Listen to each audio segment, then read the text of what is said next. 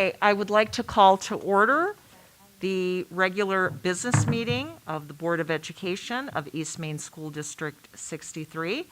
If we could all please stand for the Pledge of Allegiance. I pledge allegiance to the flag of the United States of America and to the republic for which it stands, one nation, under God, indivisible, with liberty and justice for all. Roll call, please. Here. Here. Here. Here. Here. Here. This is the part of the meeting where we do welcome audience or public comment. Have we received any comments? Very good. We will move on then. Thank you. Could I please have a motion to approve the consent agenda? So moved. Second. Roll call, please. Ms. Knapp? Yes. Ms. Anderson? Yes. Mr. Buchler? Yes. Ms. Urban? Yes. Mr. Simmons? Yes. Ms. Brooks? Yes. And that motion passes. Okay. Regarding reports, before I begin, just again, board members, as a reminder, please make sure you have your microphones on and that you're speaking into them so that those at home can hear you. So I don't have a lot. At the end of April, I did attend the District 207 Community Advisory Council meeting.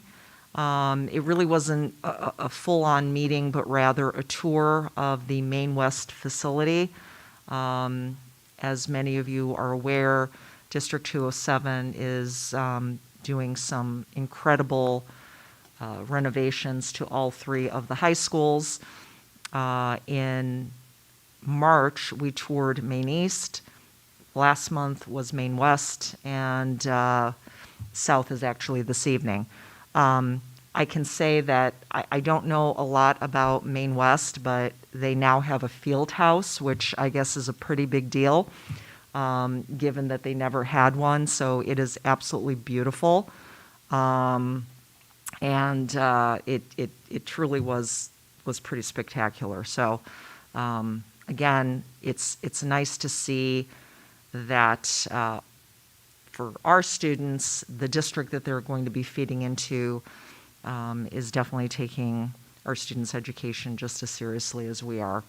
And then it just so happens there are three of us, District 63 board members, are also on are members of the athletic boosters at Maine East. And so the athletic director there took us on a tour of all of the wonderful improvements and enhancements of that facility. So again, it's just very nice to know that our students are going to be taken care of even after they leave District 63. Then again, I have a reminder for the board, for Dr. Clay, that our self-evaluation has been moved to June 17th. So Thursday, June 17th, so please make sure you place that on your calendars. And that is all that I have to report. Board members.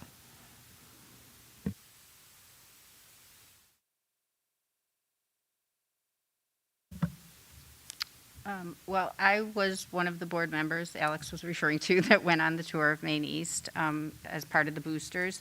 And it looks really, really good. So our kids are in for a nice experience when they get to Maine East. It really is going to mirror more of what the really nice high schools that you go to, and some college campuses even, where we could see things that were already done, and it was at the point where you could visualize in person what it's going to look like, and it really looks really nice. I had seen some pictures, but it was really good to see in person. It looks really, really good. And I also attended the insurance committee meeting. So final one of the year. Thank you, Jordy. It looks like everything's in a good spot to end this year and start next year.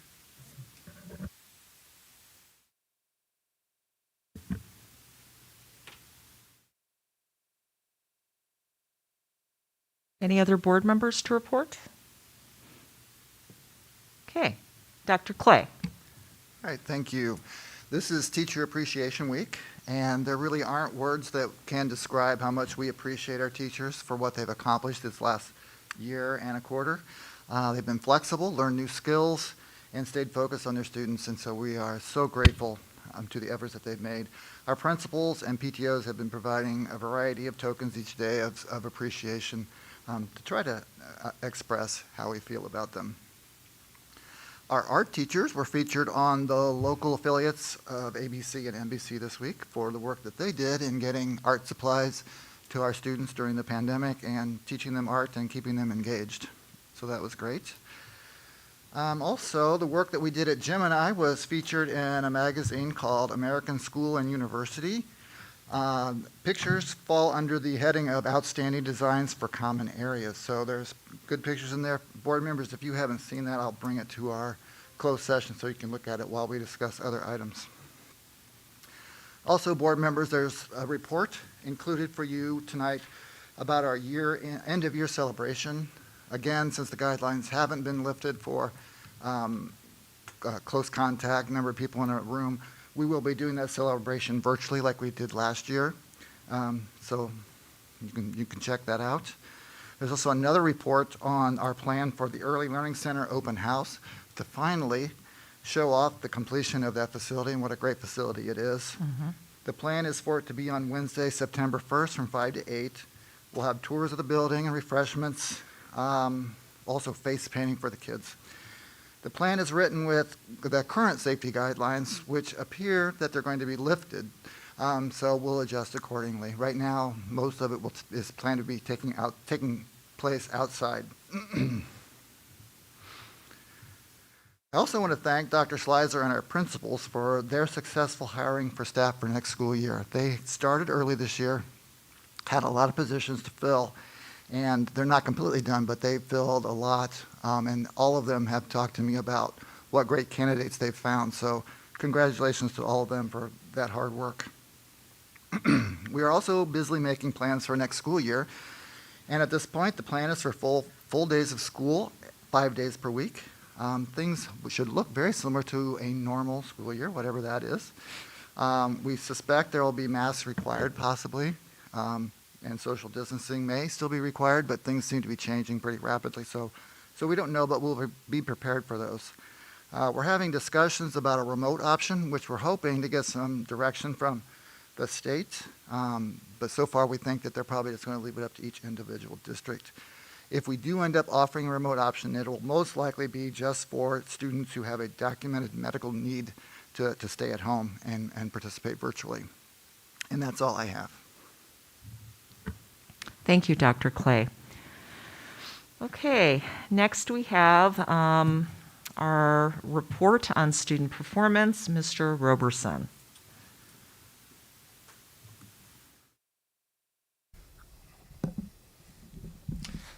Board members, I will have some slides up here, so I didn't know if some of you wanted to move down so that you could see those.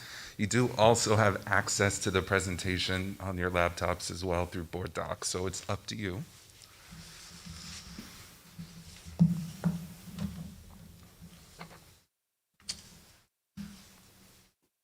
So for the student performance report this evening, I'm actually going to give you an update on spring testing, which I believe we talked about at the last meeting, and we were still at that point devising a plan on how to make that all work. I'll start here with what does accountability look like for us for this upcoming school year after this one. So I pulled this slide directly from the Illinois State Board of Education's website, commonly known as ISB, and I just want to draw out a couple of things for us to know. One of those is for our state accountability measures for next school year, which is a part of the ESSA plan, Illinois will still have to issue summative designations for schools. However, they will be the same as this year. If you recall, our designations for this year were the same as the previous year. So basically, our summative designations will have stayed the same for 3 years in a row. If this guidance stands, all of our schools will continue to be designated as commendable for the next school year.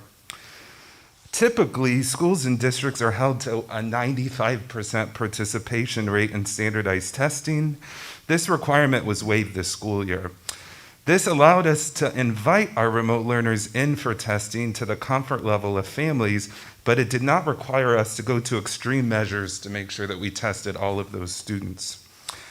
And lastly, our school report cards will report out chronic absenteeism rates, but we have been told that it will not count against us or any schools in the state in terms of accountability and summative designations for next year.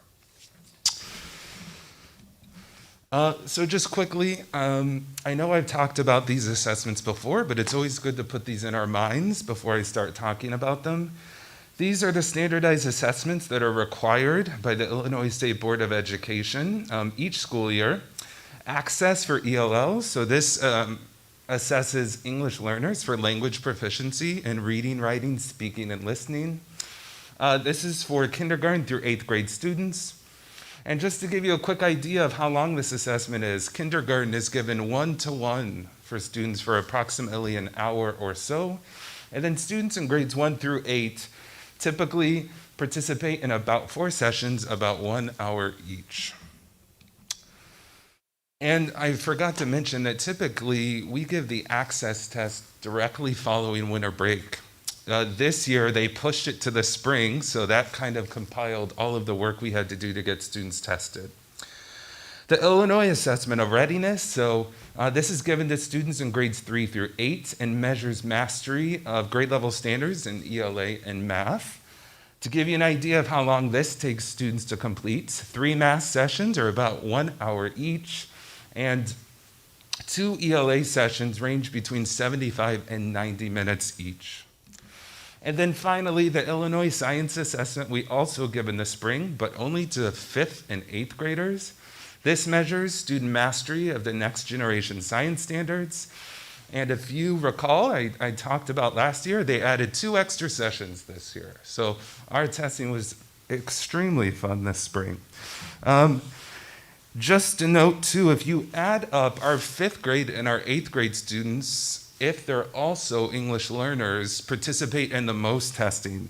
If you add up all of the minutes they're testing, it comes to about 750 minutes or 12 and a half hours of testing this spring. So for students that were in 5th grade or 8th grade that were remote learners and had to come in to take these assessments, they had to come for 6 days in a row, all throughout the morning to complete these assessments. One more thing I do want to note is DLM, which stands for Dynamic Learning Maps. This is our alternative assessment to the Illinois Assessment of Readiness for some students with IEPs. This is less than 1% of our student population, which is about 15 students. We were able to test about 12 out of those 15 students, and 2 opted out and 1 aged out of needing to take the assessment. So just a few things I want to talk about our remote learner participation and testing. We contacted all eligible parents and asked them to RSVP for their student or students to be able to participate in testing. Initially, we had 301 remote learners opt in to coming into the building to test. This is about 17% of the students that are currently learning remotely. Over the course of testing, however, about 35 of those students opted out or ended up not showing up for testing. We were not able to accommodate testing groups at our elementary schools, so all K through 5th grade students who were participating in testing did so at the Family Resource Center. We just did not have the capacity at our elementary schools to do that. Gemini, on the other hand, had enough space to test their remote learners. Here are the actual number of remote learners who participated. You'll also find in board docs, I gave you an Excel spreadsheet that goes even deeper into these numbers and graphs. But I'll just give you a quick overview here. Note that the numbers in parentheses up here are the actual original number of students that RSVP'd and we planned for them. And then the numbers that aren't in parentheses are the students that showed up for testing. So just a few highlights. Fifth grade had the most participants at 47 remote learners came in to test. And fourth grade had the least, with just 21 students participating. Not completely sure. This was definitely up to the parents and their comfort level about bringing students in, but just some food for thought there. So moving on, this is a quick graph just to really show you what participation looked like across the district in terms of in-person and remote learners. So for the sake of this information, we were able to test all of our in-person learners.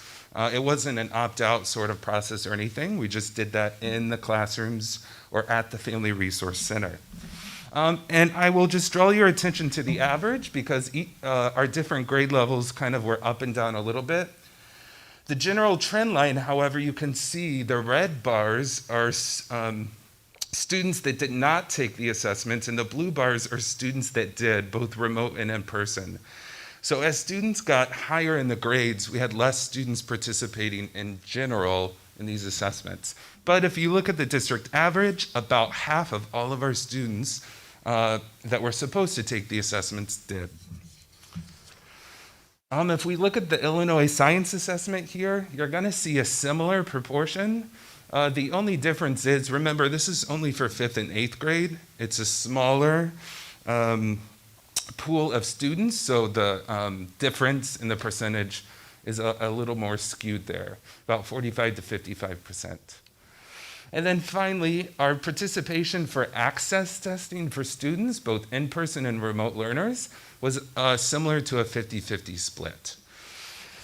With that being said, it's interesting because we had created the plan for testing, and right before the email was to go out to all parents about RSVPing, the state offered an option at about 6 o'clock on Friday evening saying that you could prolong the testing and take it next fall.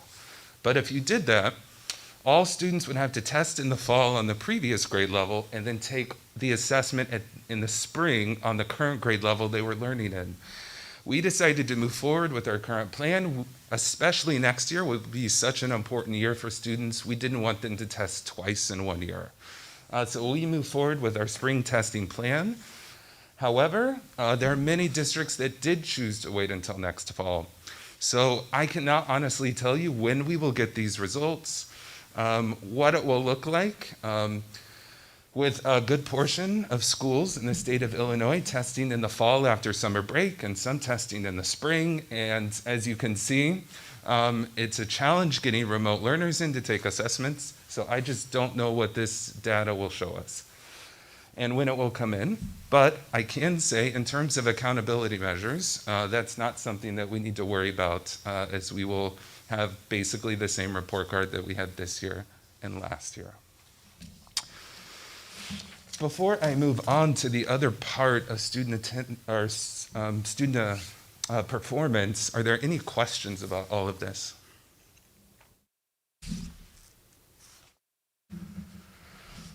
All right, well, we can take bets on when all of this data will come in, so we'll try to figure it out here soon.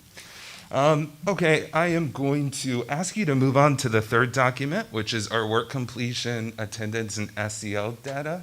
Mr. Schaefer, if you could just pop that up. Perfect. All right, so this is our attendance information. Over here in the very last column, the peach-colored column there, you're going to see that our attendance is staying relatively the same. It's gone down just about a percentage point in terms of the district average. It's gone down a little bit gradually over the course of the year. I actually looked at our past attendance data to see, and this is actually a trend that typically happens as we get closer to summer break. So this is, in our opinion, not something that we need to be overly worried about, but we want to keep watching this and trying to help students finish strong here at the end of the school year. Moving down just a little bit, Mr. Schaefer, to work completion data.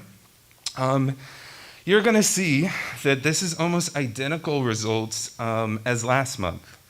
And what I told you last month is typically our teachers are waiting towards the end of the trimester to officially put unable to assess in grade books for students. So I worked with our Power School guru, Mr. Moeller, who works in our technology department, to see if I can pull anything else to give us like a better idea of what things are looking like. And if you scroll down just a little bit, I can show you that we did pull some more information. So for this last month, you're going to see at the top, we have some more columns there. So at the top, it will say turned in. So this is the number of assignments that went into the grade book that students turned in. The second column says turned in late. Exempt means that a student did not have to turn in the assignment or take the test or the activity for a variety of reasons. Missing is probably the column that we want to look at the most, assignments that students have in the grade book that are currently missing.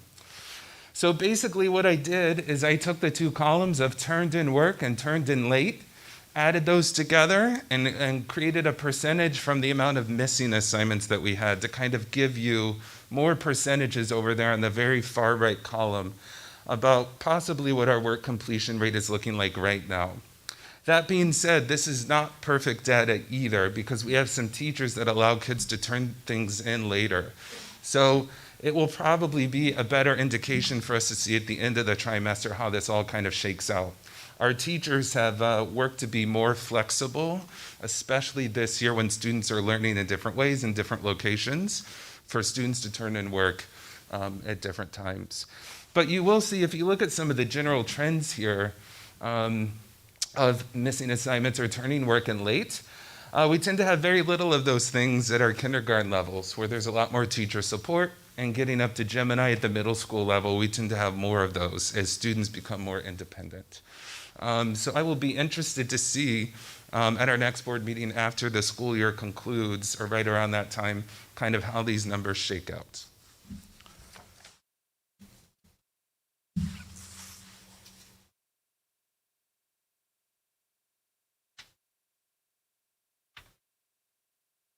So our activities to support the social emotional well-being of our students have continued through April, using whole group and small group instruction, as well as providing home visits and referrals to outside supports for our families. Our April referrals did increase a little bit more than we did see in March, but looking at the attendance data, that might explain why we see that increase, so we would expect that.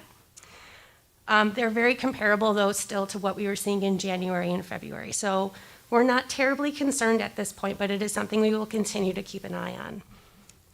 During the month of April, we had 75 referrals to our social workers or school psychologists for additional support. 22 of those referrals resulted in a referral to school-based problem solving or support. We had 19 referrals to our building administrators, and 4 of those resulted in school-based support. So what we are seeing is that once we get into that first round of school-based problem solving, we're able to make some momentum, and then that continued referral to the administrators does go down. We also had 28 referrals this month to community agencies. Of note is that some of those are starting to look at some of our summer recreation programs.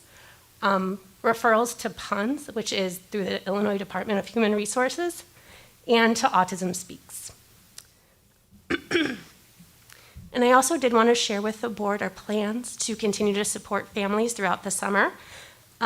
We are working with our social workers right now to identify some key families that might need that additional support and ask them about kind of a schedule that might work for them so that we can just continue to check in and support. We will also be developing a form that will be online. So as families experience hardships in the summer, they can reach out for contact or support, and we can get that to them in a timely manner. And then finally, we'll be highlighting those community resources that already exist on our website so that families are aware of what's kind of available to them that they can access on their own. I don't know if there are any questions about anything Mr. Roberson or I shared. Yes. I'm wondering, are local or areas?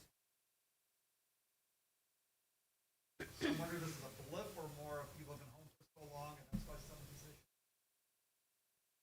Sure. So just to repeat your question, Mr. Gluskin, is this something that we're kind of seeing throughout area districts? I'm actually not sure if other area districts are collecting the data the same way that we are, but that is definitely something I can find out. Yeah.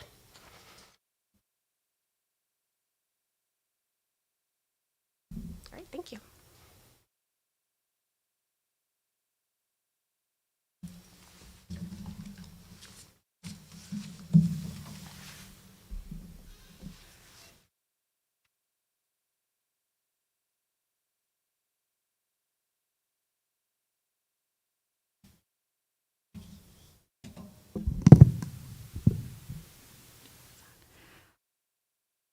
Good evening.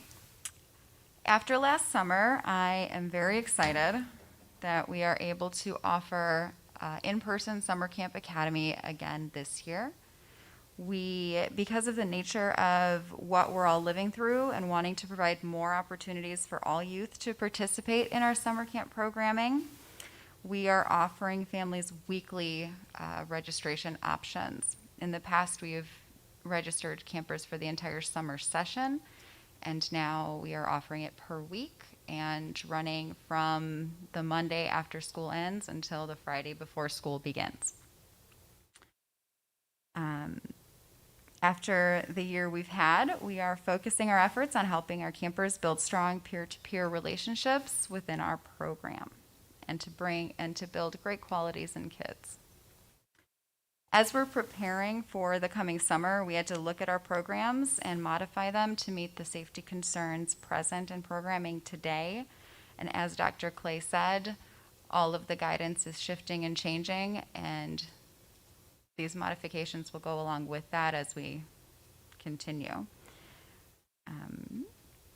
We have set aside time to train staff to ensure they are up to date on safety protocols and procedures, behavior and group management, as well as modifying typical programs to accommodate for social distancing, as well as other programs to ensure all have a successful summer.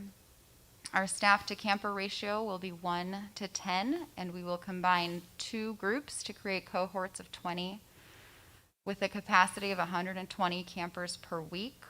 We made the decision to suspend field trips this year, but have increased the participation of community partnerships in order to bring fun and engaging activities to us.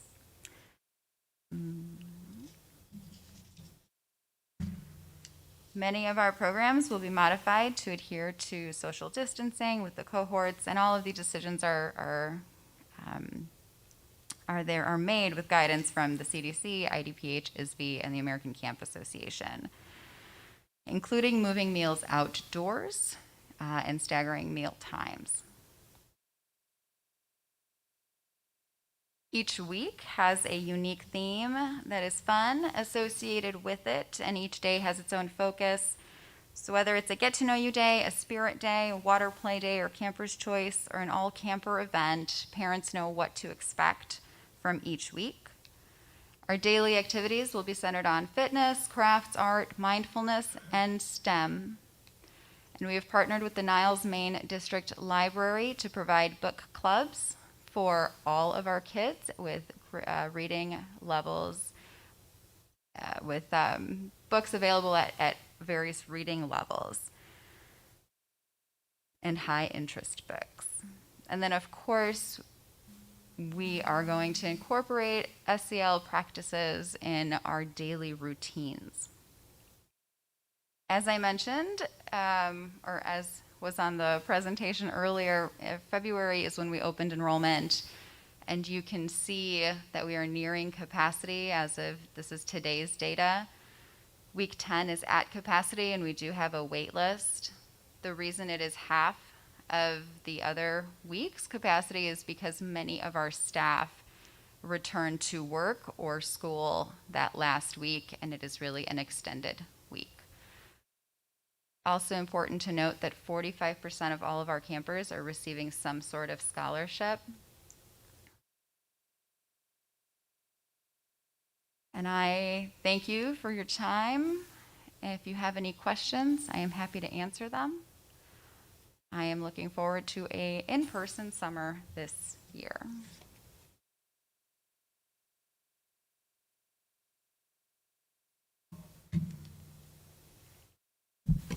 I would actually like to thank Ms. Schaub for the presentation. As she was presenting, I was thinking about the history of expanded learning and TLC, which it previously was in our district. And for some of you who weren't here back then, that program was always considered kind of a separate program from the district because it had to be, under our previous guidelines, it had to be self-funded through grants and donations.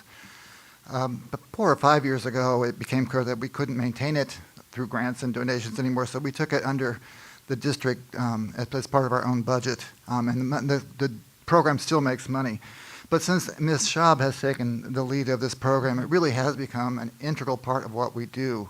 I hope as we move through the next few years that we all see that it's not a program that we can do without. This last year proved to be a lifesaver in many ways. We were able to use it for lots of good things. So I'm really pleased, and I want to thank Ms. Schaub for her hard work. Absolutely. I second that. And I just have to say, first of all, 10 weeks of different types of camps, wonderful. The fact that families can pick and choose based on their own needs and they don't have to make that summer-long commitment or however sessions is wonderful. And when you said to focus on peer-to-peer development, those relationships for our students, they need that so desperately. And so this was very, very thoughtfully put together. So thank you very much. Thank you. And I also want to say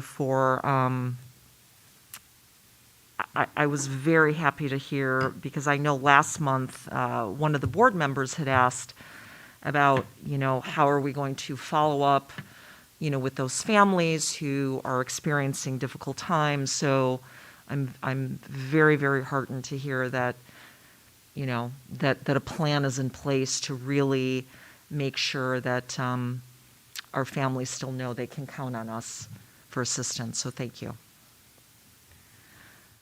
Okay. Mr. Barry, operations. Yes, good evening. Over at Gemini, we have Gross Mechanical finishing up the boiler room work. That should be completed by tomorrow. The shot put pad was poured recently, and the contractor is hoping to install the track surface next week if the weather allows. So that's all good news. At the Early Learning Center, we are basically waiting for the landscaper to procure and install the proper seed mix for the bottom of the retention pond. Otherwise, that project is pretty much completed. In the next couple weeks, you'll see Diaz Group, our landscaper, going around the district to repair all the snowplow damage that occurred over the winter.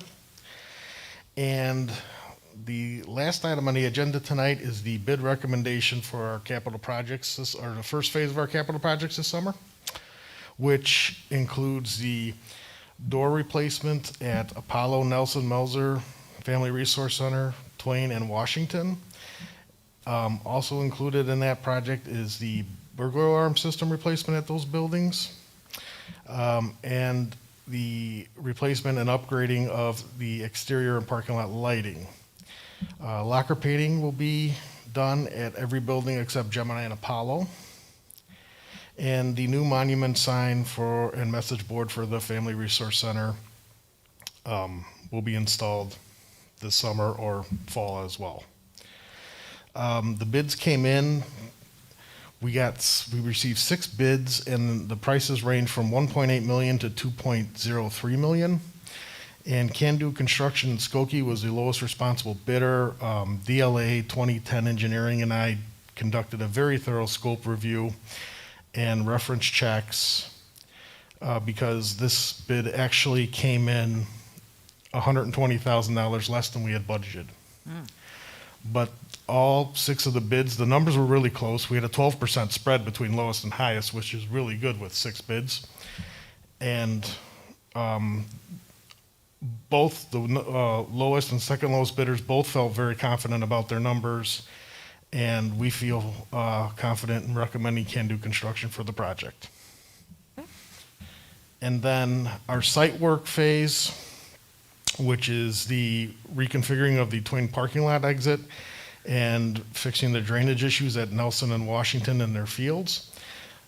That, it will be, we have a pre-bid meeting scheduled for Tuesday at 2. Then the bid opening is the following Tuesday, the 18th at 2 o'clock, and then we'll have those bids hopefully at the June 3rd meeting. Any questions for Mr. Barry? Okay, thank you. Thank you.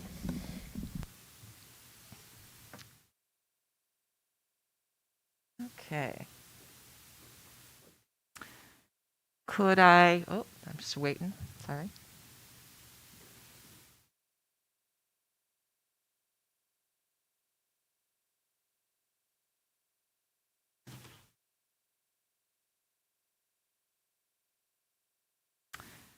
Okay, could I please have a motion to adopt the retirement resolutions for the following individuals listed? So moved. Second. Roll call, please. Yes. Yes. Yes. Yes. Yes, Yes. that motion passes, and we wish them well, we congratulate them, and thank them for their service.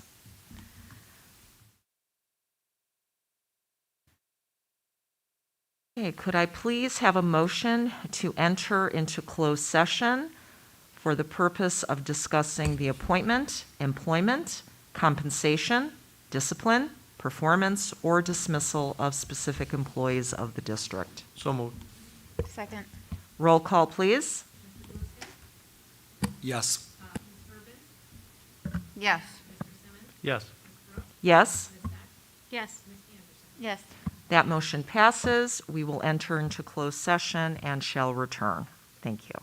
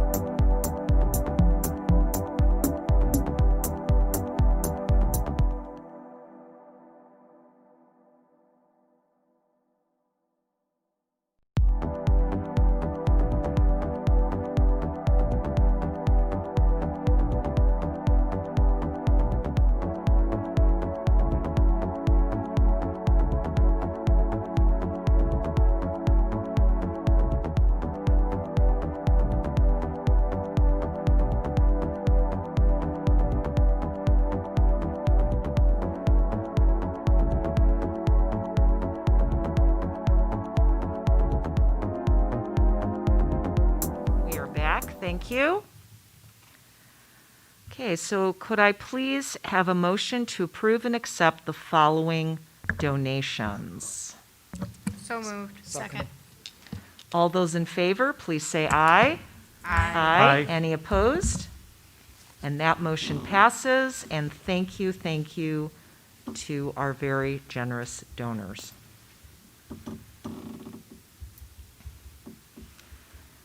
Could I please have a motion to approve the MOA at EMEA 3-year contract extension for school years 2021 through 2024? So moved. Second. Roll call, please. Urban? Yes. Mr. Simmons? Yes. Ms. Brooks? Yes? Ms. Heck? Yes. Ms. Anderson? Yes. And Mr. Blusky? Yes. And that motion passes. Could I please have a motion to approve compensation for the 2022 school year in the aggregate sum, thank you, I can't, aggregates, you're fine, aggregate sum in the, of $1,424,709.06 for the following exempt classified employees. So moved. Second. Roll call, please. Yes. Yes? Yes. Yes. Yes. And that motion passes. Could I please have a motion to approve the following rates for part-time occasional employees beginning July 1st, 2021? So moved. Second. Okay, Dr. Schleiser, did you just want to provide some context for us, please?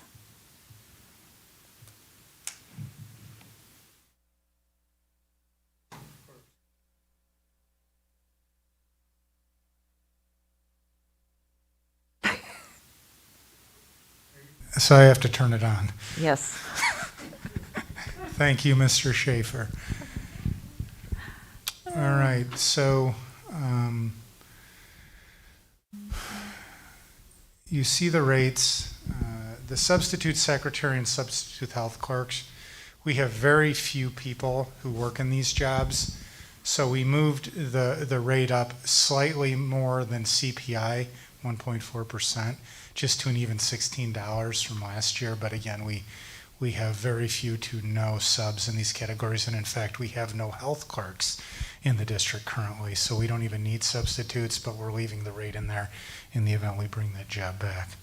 Our seasonal employees, we're moving up $1 as we're experiencing minimum wage increases, which currently is at $11 and will go to $12 on January 1st of 2022.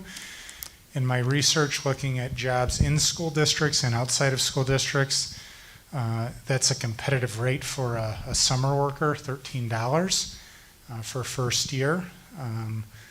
We looked at Home Depot, Little Caesars, school districts, cemeteries, park districts, all over the area, because we wanted to make sure that that rate was competitive and situated appropriately relative to other positions that college kids, or kids just out of high school might be pursuing. Sub-custodian, we don't have any substitute custodians right now. So similar to the sub-secretary, we're just aligning the rates to make them consistent. Lunch supervisors, those were already bargained with the EMEA. And those numbers we may need to look at again, depending on what lunch looks like next year and how many supervisors we're going to need. So we may have to revisit that conversation with the union as well as with the board. But right now we're looking at $26.83 for elementary and $12.54 per day for a 20-minute lunch period at the middle school. Registered nurses, we went up, I believe, 50 cents, and that is a competitive rate for our nurses. We have no trouble getting substitute nurses at this point. Crossing guard went up slightly. Teacher assistant, substitute teacher, we had adjusted those rates for the substitute teacher up to $200 a day for COVID. I am recommending that we take it down to $160 for next year, Teachers we're anticipating substitutes will teach in one environment versus hybrid and remote concurrently. And we're anticipating that it will be a different teaching environment. We know that this year was unusual, and we're hoping to be closer to normal or back to normal next year. That rate is slightly above other districts. Park Ridge, I believe, is at 140 or 145 right now. We have a few people right around us, and I shared those rates with you. But the other districts that are 200 right now, I believe North Chicago is in that range, and Salt Creek out in Oak Brook. They're so far away from us that I don't think we need to be that high right now. But 160 is situated above other districts, and I think puts us in a really competitive spot to attract substitutes. And Jackie and Catherine have been hiring people for next year already, so we are bringing people aboard and preparing. The substitute teacher rate, or the teacher assistant, I'm recommending a $2.50 increase over last year, slightly above CPI, and just rounding it to 130. And then the long-term rate is simply the bachelor zero level with the teacher union divided by 184 days. It's basically worth the same amount of money as 1 day of teaching for a regular teacher, because our long-term subs do lesson plan, and they do perform all the duties of a regular teacher. I believe the regular rate, when you divide it, is like $274.92. So we just rounded it down to 274, which is also a competitive rate relative to other districts. Great. Any questions? It's very thorough. Thank you. Thank you, Dr. Schleiser. Okay, roll call, please. Ms. Beck? Yes. Ms. Anderson? Yes. Mr. Blueskin? Yes. Ms. Bourbon? Yes. Mr. Simmons? Yes. Ms. Brooks? Yes, and that motion passes. Could I please have a motion to approve the renewal of the food service contract with Arbor Management? So moved. Second. Okay, Mr. Camps can provide us some further detail. Good evening. So we are finishing our 5th year with Arbor. By law, under normal conditions, we would be required to go out to bid. The state has granted any district that would like to take advantage of it a waiver because of COVID and extend for 1 more year. We are recommending, for continuity reasons, we would like to keep the company that knows our processes, knows our schools, knows our students for at least 1 more year. We will go to bid next school year for the following year.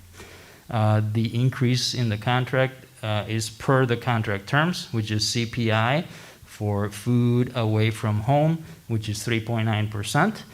In addition to that, we do give them an adjustment, just like we did this year, for minimum wage increases, which will go to $11 on July 1st and $12 on January 1st, 2022.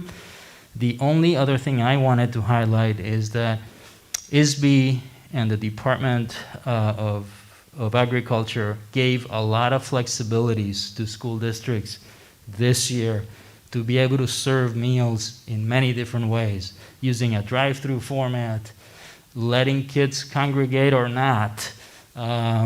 We do not have to keep track of individuals who we give meals to. We have to count the number of meals, but we don't need to keep track of who we give the meals to. All those flexibilities have been extended throughout next school year, so that is very helpful to us as we start to plan how we're going to do food service for next year. And that's it. That's good news. Any questions for Mr. Camps? Okay, thank you so much. Roll call, please. Ms. Anderson? Yes. Mr. Blueskin? Yes. Ms. Bourbon? Yes. Mr. Simmons? Yes. Ms. Brooks? Yes, And Ms. Beck? Yes. and that motion passes. Could I please have a motion to approve the following additional positions for the 2021 ESY ELL summer school programs? So moved. Second. give you Just, any it, context? Okay. you know, Ms. Sterling and Ms. Pacheco, if you had anything further to add, board members, any questions? Just want to make sure. Yeah, we tried to provide the context as to why we Great. are asking for these positions. Yes. So, okay, Thank you. thanks. Okay. All right, roll call, please. Yes. Yes. Yes. Yes? Yes. Yes. And that motion passes. Could I please have a motion to accept the low bid from Can Do Builders in the amount of $1,809,000 to perform various capital projects throughout the district? So moved. Second.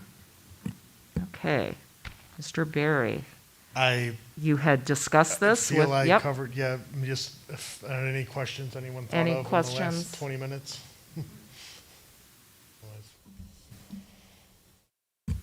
okay. Very good, thank you. Roll call, please. Yes. Yes. Yes? Yes. Yes. Yes.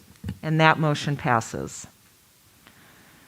Could I please have a motion to enter into closed session for the purpose of discussing the appointment, employment, compensation, discipline, performance, or dismissal of specific employees of the district? So moved. Second. Roll call, please. Yes. Yes? Yes. Yes. Yes. Yes. That motion passes. We do not anticipate to return. We do not anticipate that we will return. The next regular business meeting of the Board of Education will take place on Thursday evening of June the 3rd. Thank you.